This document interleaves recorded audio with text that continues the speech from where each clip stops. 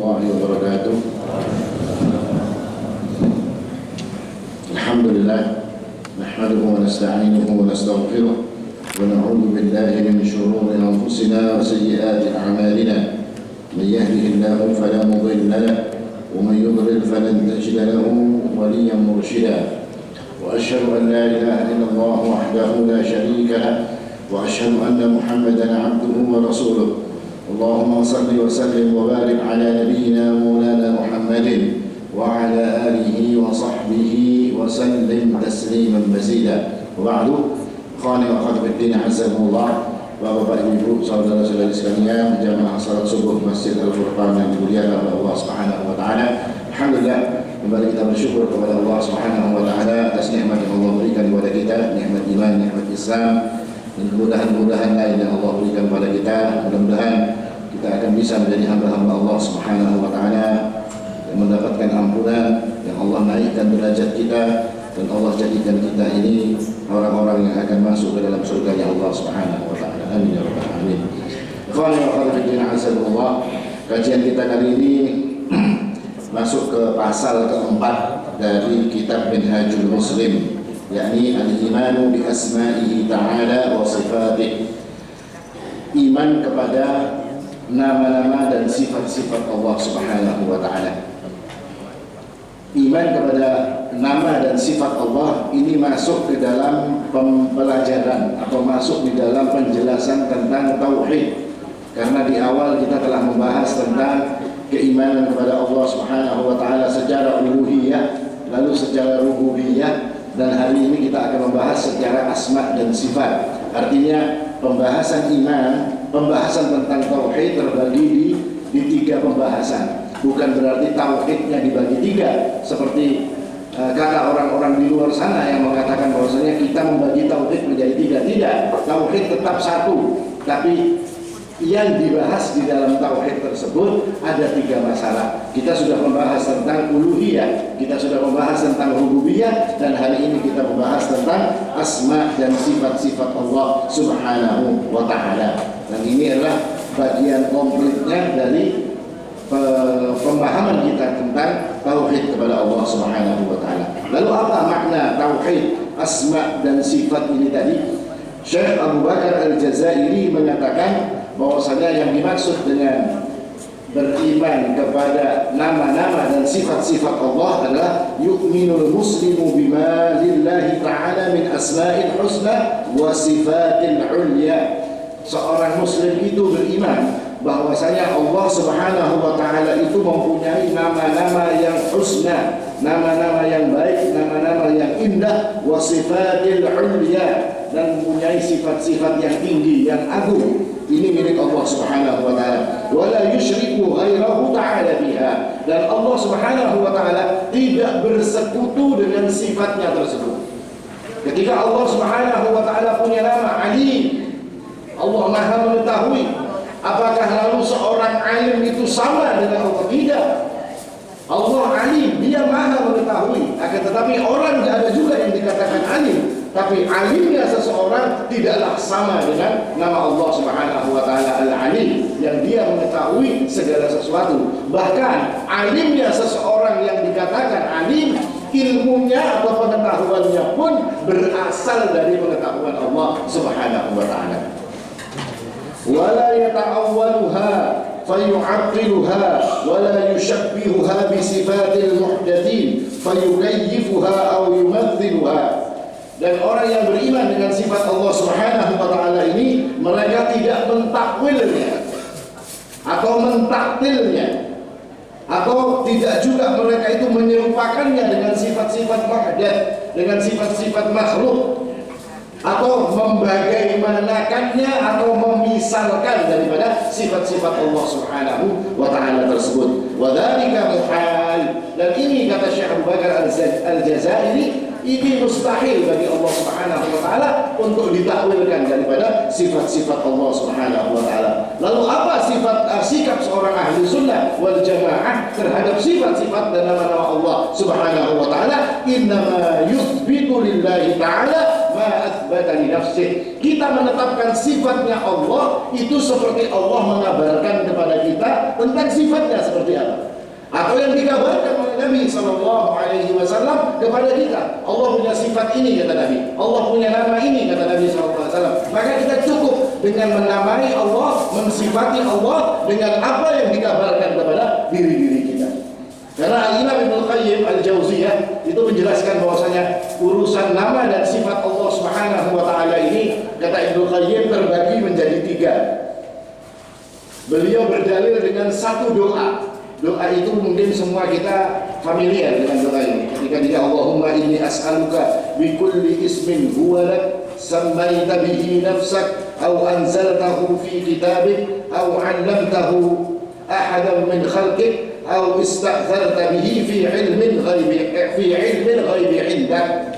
Wahai Allah, aku meminta kepadamu dengan nama-nama yang nama itu untukmu, dan engkau namakan dirimu dengan nama tersebut, lalu engkau turunkan nama tersebut di dalam kitabmu. Ini yang pertama. Nama Allah Subhanahu wa taala itu kalau kita ingin tahu dari mana? Dari apa yang diturunkan oleh Allah, yakni dari Al-Qur'an.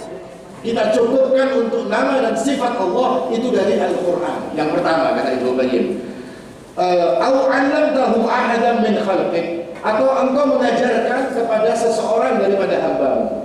Kata Ibnu Qayyim Al-Jauziyah, siapa orang yang diajari untuk menunjukkan kepada kita ini tentang nama dan sifat Allah? Siapa yang jawab? Rasulullah sallallahu alaihi wasallam. Dia yang diajari oleh Allah. Makanya kita mengatakan kita beriman dengan nama yang dinamakan oleh Allah untuk dirinya di dalam Al-Quran, dan nama dan sifat yang diajarkan oleh Nabi Sallallahu Alaihi Wasallam kepada kita. Apakah ada nama-nama lain bagi Allah Subhanahu Wa Taala? Mungkin saja ada, karena kita mengatakan dalam doa tersebut, awista'tharta bihi fi ilmil ghaibi 'indak, atau nama-nama tersebut, sifat-sifat tersebut engkau tidak dijelaskan bagi kita atau dikhususkan bagi Allah Subhanahu wa taala, dan nama-nama itu ada di dalam ilmu ghaib yang ada di sisi Allah Subhanahu wa taala. Artinya kita tidak tahu nama-nama tersebut.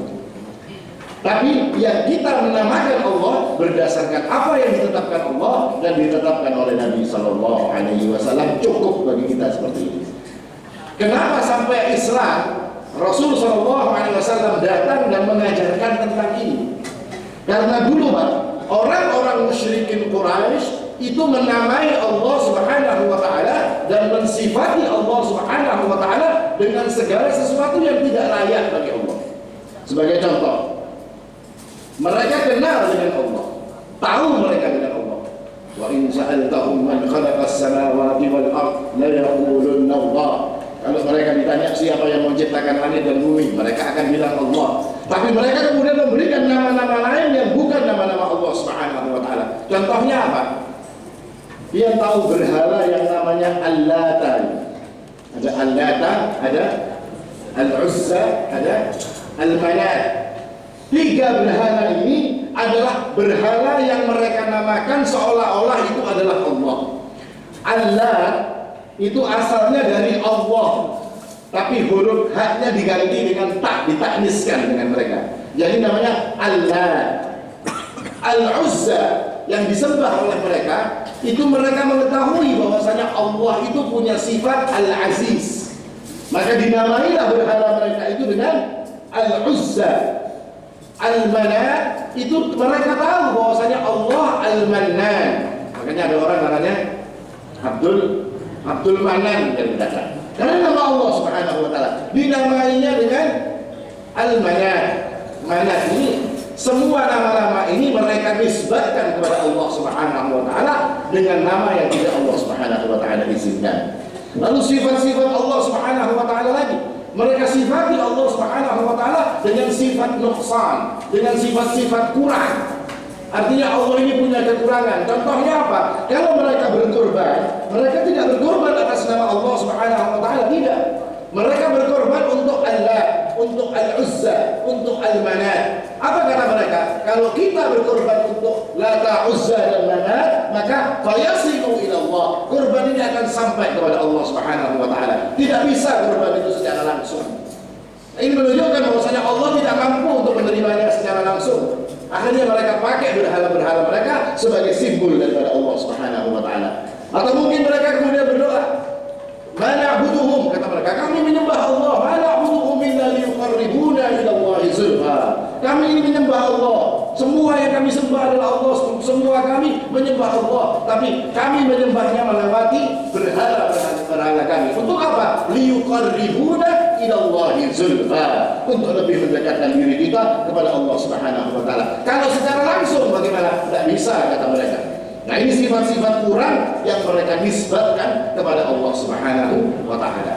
Dan manusia setelah dakwah Nabi Sallallahu Alaihi Wasallam selalu dalam keadaan seperti ini, menamai Allah sesuai yang diajarkan oleh Allah dalam Al-Quran, sesuai yang diajarkan oleh Nabi Sallallahu Alaihi Wasallam di dalam sabda-sabda beliau. Manusia dalam keadaan seperti ini sampai generasi sahabat, generasi tabi'in, generasi emas ini tadi, semua dalam keadaan seperti ini.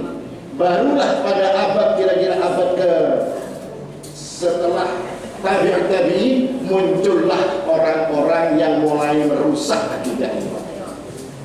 Kenapa bisa mereka menjadikan akidah ini rusak? Karena mereka belajar dari mutakallimin, orang-orang ahli kalam. Mereka belajar dari filsafatnya Plato. Mereka belajar dari filsafat-filsafat orang-orang Yunani. Mereka masukkan ke dalam Islam, lalu mereka gunakan untuk memahami agama.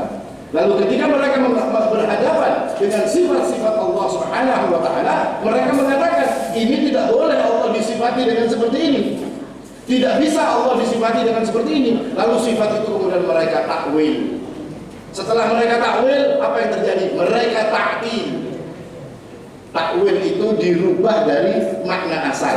Seperti contohnya, Allah Subhanahu wa taala berfirman, Ar-Rahmanu 'alal 'arsy istawa. Allah Subhanahu wa taala Ar-Rahman itu beristiwa di atas arsy. Generasi yang diajarkan oleh Nabi Sallallahu Alaihi Wasallam mengatakan bahwasanya istiwa 'alin wa irtifa'in, naik dan tinggi. Allah berkedudukan tinggi di atas arsy. Ini kata salafus saleh. Tapi mereka orang-orang ini mengatakan tidak. Kalau kita mengatakan Allah tinggi di atas langit, maka berarti Allah bertempat, berarti Allah begini, berarti Allah begini. Kita tidak mensucikan Allah. Lalu ditakwillah makna istiwa menjadi istaula. Ar-Rahmanu 'alal 'arsy istaula. Maknanya Allah Subhanahu wa taala itu dari atas arsy-Nya dia menguasai arsy-Nya. Artinya Allah menjadi penguasa. Ditakwil oleh mereka. Nanti ujung-ujungnya ditaktil. Ditaktil itu apa? Ditiadakan, seperti orang-orang Jahmiyah. Mereka meniadakan bagi sifat Allah. Allah itu tidak sami', kata mereka. Allah itu tidak alim. Allah tidak ada semua. Sifat-sifat itu tidak ada bagi Allah. Kenapa mereka melakukan ini? Kata mereka, kalau kita sifati Allah itu dengan alim, maka nanti kita menyamakan dengan orang alim. Kalau kita mengatakan bahwasanya Allah itu sami', maha mendengar, maka kita menyamakan dengan makhluk. Makhluk bisa mendengar, kata mereka. Dengan tujuan akan mensucikan Allah, justru semua sifat itu mereka hilangkan dari Allah Subhanahu wa taala. Makanya orang-orang Jahmiyah ini disebut sebagai mereka ini hum ya'budunal adam. Mereka ini menyembah sesuatu yang tidak ada. Bagaimana mungkin ada sesuatu yang disembah tidak punya sifat? Orang nyembah pohon saja, Pak, punya sifat pohonnya itu, Pak. Oh, ini pohonnya pohon beringin, daunnya seperti ini, buahnya seperti ini, akarnya seperti ini. Tapi orang-orang Jahmiyah menyembah sesuatu, kata para ulama, sesuatu yang tidak ada. Dia katakan Tuhan saya Allah, dia tidak sami, dia tidak punya sifat alim, tidak punya sifat sami, tidak punya sifat kalam, tidak punya sifat-sifat tadi, seolah-olah tidak ada. Nah, ini kata mereka. Mereka juga mengatakan Allah itu ada di mana-mana. Nah, ini orang Jahmiyah. Jadi kalau hari ini ada orang yang mengatakan di mana Allah? Allah ada di mana-mana. Wal-iyadu billah. Berarti Allah ada di WC. Wal-iyadu billah. Berarti Allah ada di tempat pembuangan sampah. Tidak. Ar-Rahmanu 'alal 'arsy istawa. Allah beristiwa di atas arsy-Nya, di langit sana Allah Subhanahu wa taala, sebagaimana Allah mengabarkan kepada kita. Nah, ini pemahaman tentang asma wa sifat. Dan dalam pemahaman asma dan sifat ini banyak sekali yang menjadikan firqah-firqah itu sesat. Ada juga orang-orang yang musyabbihah. Musyabbihah ini dimulai dari orang-orang Syiah. Artinya Allah ditasbih, disamakan dengan makhluknya. Jadi ketika mereka mengatakan ketika Allah itu berbicaranya seperti ini. Ketika Allah itu begini seperti ini, mereka misalkan Allah Subhanahu wa Ta'ala dengan makhluknya. Intinya mereka semua ini adalah orang-orang yang merusak akidah yang sudah diajarkan oleh Nabi Sallallahu Alaihi Wasallam. Sedangkan kita Ahlus Sunnah berdasarkan apa yang dikabarkan Allah, berdasarkan apa yang dikabarkan oleh Nabi Sallallahu Alaihi Wasallam, kita tidak pernah mentakwilnya. Ketika Allah Subhanahu wa Ta'ala mengatakan yadullah fawqa aydihim, tangannya Allah berada di atas tangannya para jamaah tadi, jamaah sahabat Nabi sallallahu alaihi wasallam, maka kita mengatakan Allah punya tangan. Seperti apa tangannya Allah? Laisa kamitslihi syai', tidak ada yang semisal dengan Allah Subhanahu wa Ta'ala. Artinya kita menetapkan sifat yang disebutkan oleh Allah dalam Al-Qur'an sebagaimana apa adanya. Tetapi ketika kita ditanya seperti apa modelnya, maka kita akan mengatakan apa yang menjadi sifat Allah, apa yang menjadi nama Allah, yaliqu bi jalalih, yang sesuai dengan keagungan Allah. Itu sifatnya Allah. Seperti apa? Kita tidak tahu. Sebagaimana perkataan Imam Malik ketika ada orang bertanya tentang istiwa, apa kata beliau? Al-istiwa'u ma'lum. Istiwa itu sudah jelas. Sudah jelas itu adalah sifatnya Allah Subhanahu wa Ta'ala. Wa kaifiyatuhu majhul. Dan kaifiyatnya seperti apa? Seperti apa cara Allah beristiwa? Seperti apa caranya Allah melakukan ini? Majhul. Tidak ada yang tahu. Itu hanya menjadi milik Allah Subhanahu wa Ta'ala. Ya kan? Wal imanu bihi wajib, dan beriman bahwasanya Allah mempunyai sifat istiwa dan sifat-sifat yang lain hukumnya adalah wajib. Wasu'alu anhu bid'ah, dan yang mempertanyakan, mengotak-atik urusan sifat-sifat Allah ini adalah orang-orang yang melakukan kebid'ahan. Bahkan para salaf mengatakan amirruha kama ja'at bila kaif.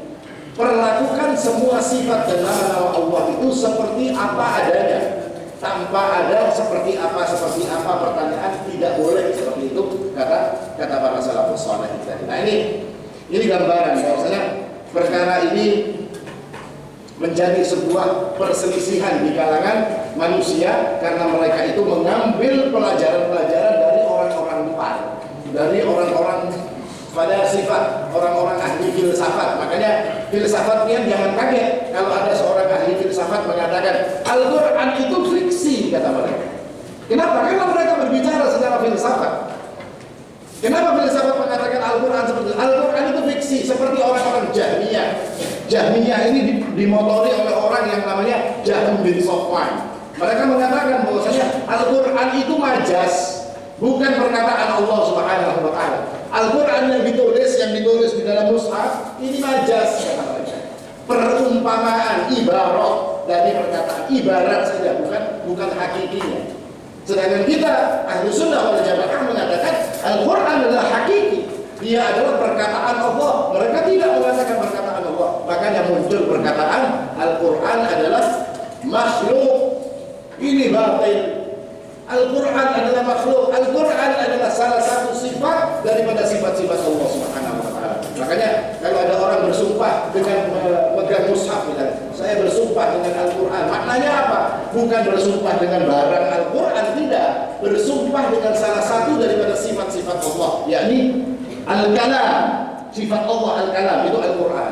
Nah, mereka katakan ini makhluk, bukan kalamnya Allah Subhanahu wa Ta'ala, dan ini cuma majas atau ibarat daripada perkataan Allah Subhanahu wa Ta'ala. Dan asma wa sifat ini bidang paling rumit di dalam masalah akidah. Akhirnya banyak sekali perdebatan terjadi di dalam masalah ini untuk meluruskan apa yang dilakukan oleh ahli kalam. Ini paling sulit ini, Pak. Paling repotnya perdebatan di dalam urusan asma dan sifat ini.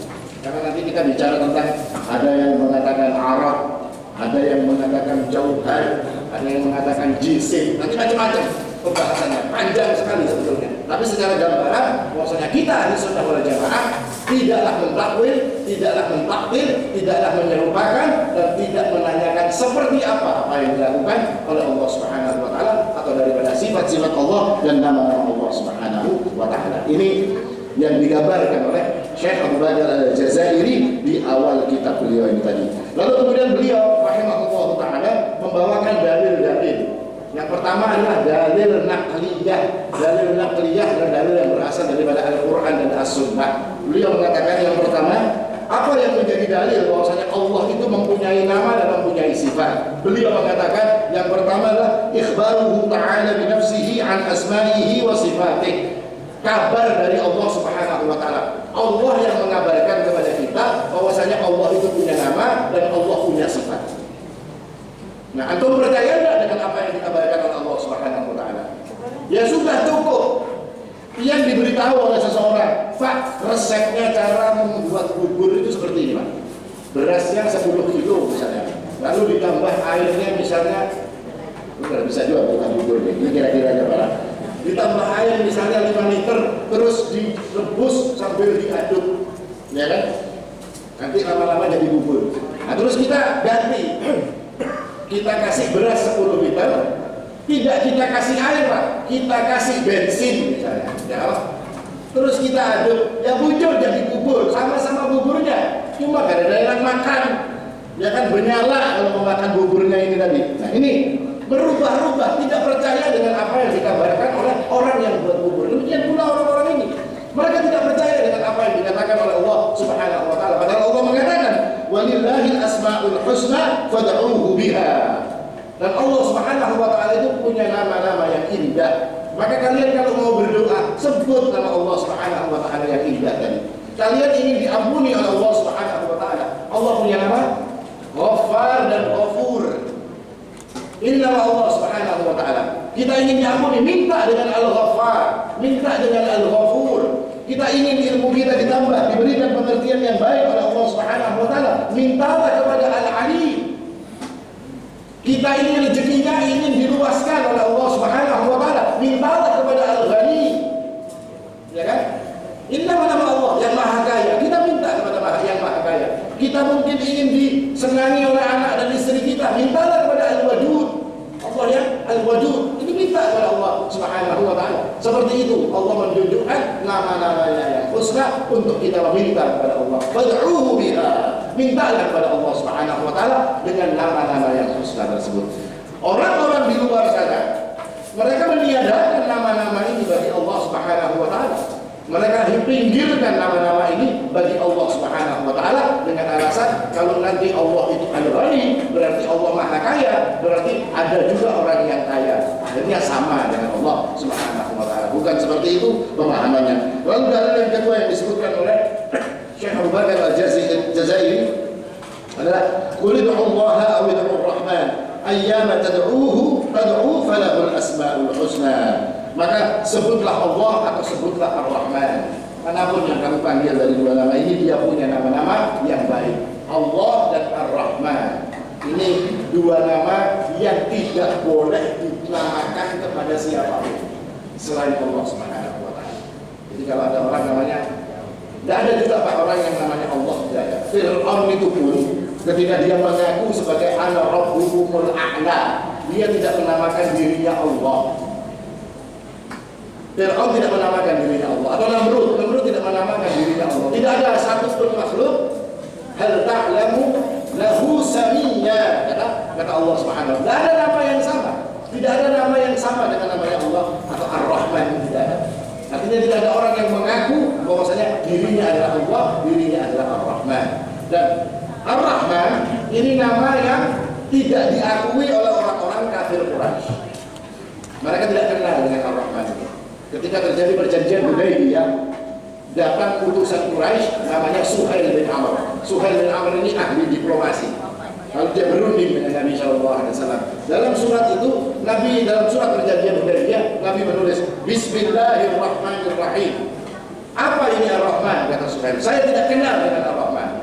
Ya kan? Hapus kata dia. Tidak ada Ar-Rahman. Lalu apa yang ditulis? Tulis saja Bismillahumma. Mereka kenal dengan Allah Subhanahu wa taala, tapi mereka tidak kenal dengan Ar-Rahman. Maka mereka tidak mau. Ali bin Abi Thalib pada waktu itu marah. Hampir-hampir saja perundingan ini batal gara-gara nama Ar-Rahman ingin dihapus oleh orang Quraisy. Tapi Nabi mengatakan, hapus wahai Ali, tuliskan saja apa yang dimau oleh mereka. Maka ditulislah Bismillahumma. Dengan nama Allah juga sama juga, tapi mereka tidak mengakui namanya Ar-Rahman. Padahal Allah mengatakan, "Qul ud'u Allah aw ud'u Ar-Rahman." Allah itu ya juga Ar-Rahman. Ini kata Allah Subhanahu wa taala. Dan ini dalil-dalil yang dari naqli. Dan dalil-dalil yang naqli yang lain ada banyak yang menjelaskan Allah itu Sami'un Basirun, Qawiyyun, ya kan? Dan macam-macam. Ini yang seperti ini kita perlakukan seperti apa adanya, disebutkan oleh Allah Subhanahu wa taala. Dalil yang kedua secara naqli adalah pengkabaran Nabi. Karena kita tidak akan memegang kecuali yang dikabarkan Allah dan dikabarkan Nabi. Sudah selesai, sudah ya. Apa yang dikabarkan oleh Rasulullah SAW bidzalika wa warada wa sahha anhu min akhbarin sahihah wa ahaditsin sharihah kaqaulihi, dan kita menerima kabarnya Nabi ini, menerima itu semua sebagaimana datang dari Nabi, diriwayatkan dari Rasulullah, dari kabar-kabar yang sahih dan hadis-hadis yang sudah jelas. Seperti perkataan Nabi SAW, yadhhakullah, Allah Subhanahu wa taala itu tertawa, kata Nabi SAW. Seperti apa tertawanya Allah? Yaitu bijalalih, yang sesuai dengan apa yang dimiliki oleh Allah Subhanahu wa taala. Tidak bisa kita mengatakan Allah itu tertawa. Tertawanya Allah kayak apa? Allahnya ngakak misalnya. Tidak bisa kita mengatakan seperti itu. Atau tertawanya seperti tertawanya kita. Tidak. Tapi tertawanya Allah itu seperti Allah Subhanahu wa taala yang dia lakukan untuk dirinya dan yang sesuai dengan keagungan Allah Subhanahu wa taala. Allah tertawa melihat dua orang. Yang dua orang ini sama-sama saling bunuh, tapi dua-duanya masuk surga. Yang pertama kata Nabi SAW, menyebutkan tentang dua orang yang saling membunuh tapi masuk surga. Yang satu masuk Islam, yang satu masih kafir. Lalu perang jihad oleh yang kafir, yang mukmin ini tadi dibunuh. Maka dia mati dalam keadaan syahid, masuk surga. Setelah ini mati, yang bunuh ini tadi masuk Islam. Setelah dia masuk Islam, dia ikut perang juga. Di medan perang dia terbunuh juga. Akhirnya apa yang terjadi?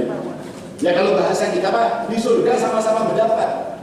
Bisa-bisa ya bingung Pak, makanya nyawa yang membunuh kita. Kenapa bisa sama-sama di surga? Karena dia telah beriman setelah dia membunuh temannya ini tadi, dan temannya tadi masuk surga. Dan dengan sebab ini dia terhaqullah, Allah Subhanahu wa taala tertawa. Allah juga ada dalam hadis lain mengatakan tertawa ketika seorang suami itu yang merecikkan air di wajah istrinya untuk membangunkannya di sholat malam. Allah tertawa. Lalu ketika suatu hari Nabi SAW mendatangkan seorang tamu. Seorang tamu ini datang, lalu Nabi mengatakan, siapa yang mau menjamu? Nabi menyuruh orang-orang untuk datang ke rumah istri-istri beliau, suruh tanya di rumah ada makanan apa. Datang ke 9 istri Nabi SAW dan semua 9-9-nya tidak ada makanan, ada berisi makanan Rasulullah. Lalu Nabi mengatakan, siapa yang akan menjamin orang ini? Ini tamu saya, siapa yang akan menjamin? Lalu Abu Talha mengatakan, saya ya Rasulullah, saya yang akan jamin dia.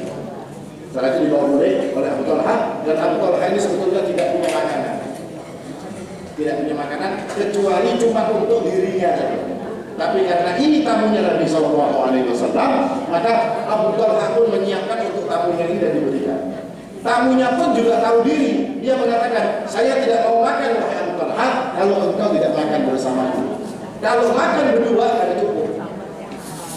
Maka Abu Talha mengatakan, antum makan sendiri, saya makan dengan istri saya di dalam.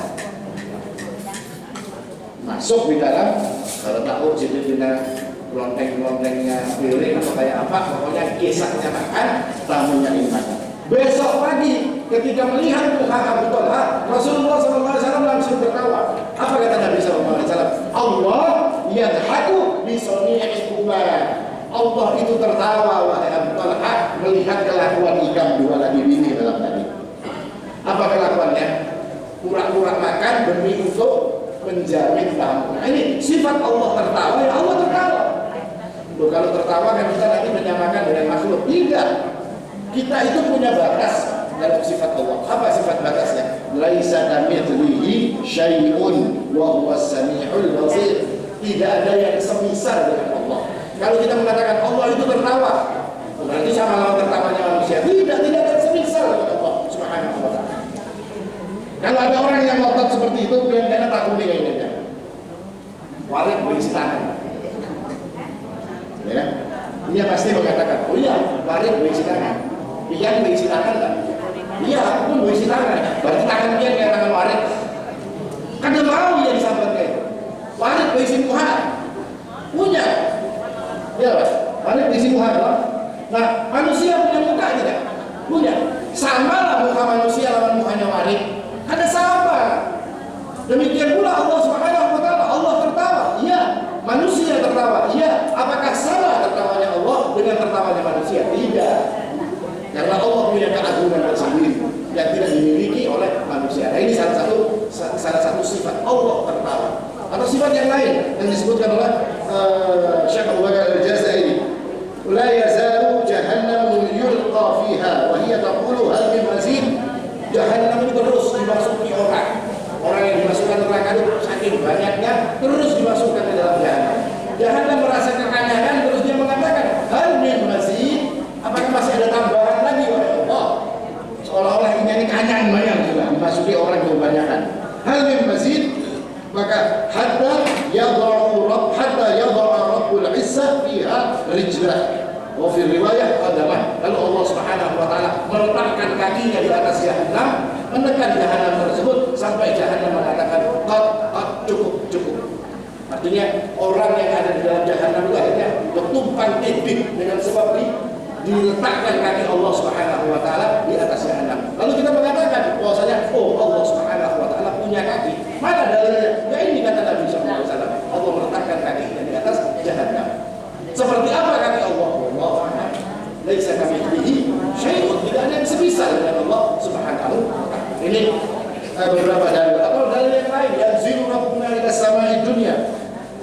Kulla lailatin hina yabqa thuluthul lailil akhir. Allah turun ke langit dunia ketika tersisa sepertiga malam yang terakhir. Loh, berarti kalau Allah turun karena meninggalkan tempatnya yang di langit. Itu turun makna kita. Kita itu kalau turun dari atas ini ke bawah.